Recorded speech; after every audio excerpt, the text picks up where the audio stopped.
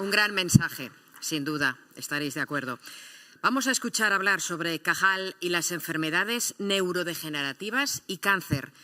Y lo vamos a hacer de la mano de Esperanza Arias Pérez, que es investigadora principal en el Centro de Excelencia Nathan Schock para la investigación del envejecimiento, de la Facultad de Medicina Albert Einstein de Nueva York.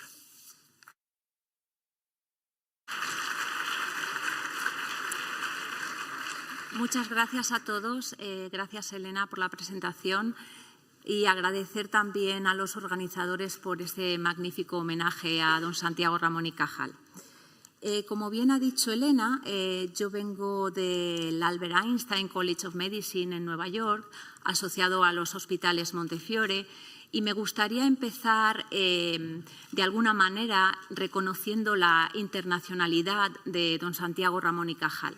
Allí, como facultativo del Departamento de Medicina y de Patología, tenemos en gran honor y privilegio ser compatriotas de don Santiago Ramón y Cajal, y de hecho allí en todo Estados Unidos y en Nueva York su figura y su trabajo es muy reconocido. Es bastante frecuente encontrarse un despacho o una sala de reuniones con un retrato de Santiago Ramón y Cajal. En los periódicos de cuando en cuando vemos reportajes sobre su obra, como este que les plasmo aquí en la diapositiva, en el New York Times.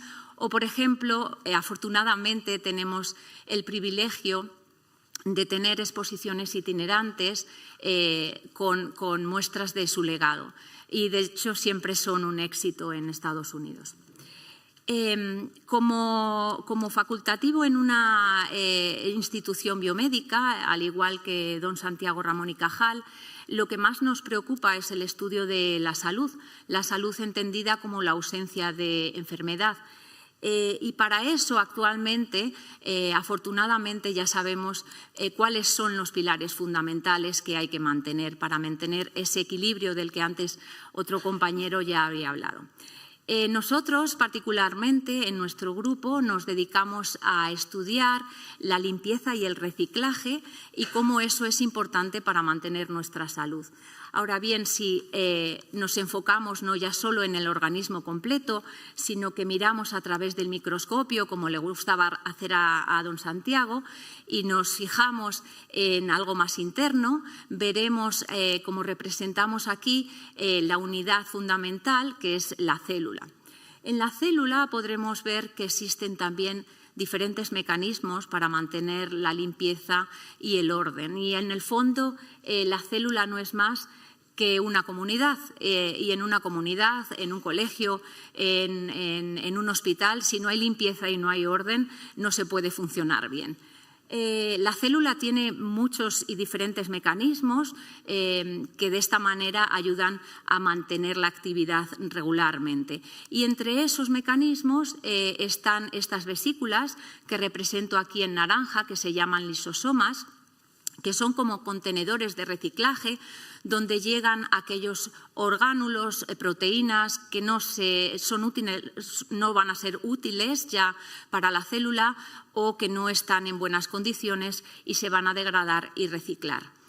¿Pero qué ocurre? Bueno, este es el proceso que conocemos como autofagia. ¿Pero qué ocurre? En condiciones normales, pues la actividad diaria va a encontrar algunos de estos orgánulos que están dañados, los va a degradar a través de los lisosomas y, sin embargo, si la autofagia no está activa y en condiciones normales, lo que vamos a tener es una acumulación de daño en la célula. Este es un proceso que es muy importante a todos los niveles de nuestro organismo, pero hay algunos específicos órganos en los que requiere o tiene mayor relevancia. Y este es el caso concreto del cerebro. Por ejemplo, proteínas que están dañadas en las neuronas debido a la actividad rutinaria de estas células, en condiciones normales o bien se van a reparar o bien se van a degradar. Y esto es lo que nos mantiene las neuronas funcionales en condiciones normales. Pero ¿qué ocurre en enfermos, por ejemplo, que que padecen enfermedad de Alzheimer o enfermedad de Parkinson. Estas proteínas no se pueden, desafortunadamente, degradar de manera correcta y se agregan en acúmulos dentro y fuera de la célula. Y estas neuronas, desafortunadamente, no van a poder conectar con neuronas vecinas y transmitir la información, de manera que tenemos un deterioro cognitivo que se puede apreciar en esos pacientes. Y esto, curiosamente, es algo que hace 100 años ya el doctor Ramón y Cajal pudo plasmar en sus retratos, como vimos aquí, por ejemplo, en las placas seniles de corteza cerebral. Pero este proceso no es solo importante en las neuronas, por ejemplo, en el hígado, que es un órgano también fundamental en nuestro organismo para mantener el metabolismo. Sabemos que si la autofagia no funciona en células del hígado, como las células en los hepatocitos, y esto es un trabajo que hemos visto en ratones en nuestro laboratorio, esos ratones van a coger mucho peso, van a desarrollar mucho grasa subcutánea, que desafortunadamente no le permite tener una fisiología regular, y en muchos casos, si esta patología continúa, si esta falta de actividad autofágica continúa, ellos van a poder probablemente desarrollar cáncer en diferentes órganos, incluido el hígado. Y sabemos, como también nos van a hablar posteriormente un poquito más en extensión, que don Santiago Ramón y Cajal también se preocupó por el tema de cáncer. En este grabado, por ejemplo, él plasmó muy bien las células en el estroma tumoral. Pero con todo esto, lo que sí que me gustaría resaltar es la capacidad polifacética de Cajal, como ya hemos visto en muchos ámbitos, pero si nos ceñimos solo a la investigación.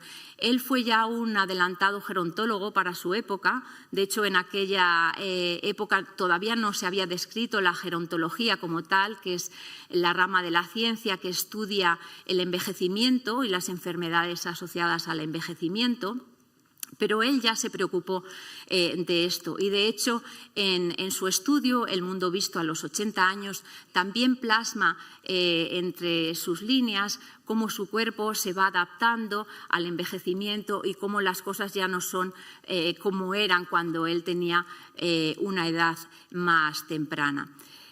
Pues bien, esto realmente es así. Él plasmó en una de sus frases: el arte de vivir mucho es resignarse a vivir poco a poco, que de alguna manera está reflejado en esta gráfica, porque nuestra salud habitualmente es en general buena hasta que avanzamos en edad, y los últimos 10 o 15 años de vida, desafortunadamente, pues todo se va complicando y nuestra independencia se va resintiendo.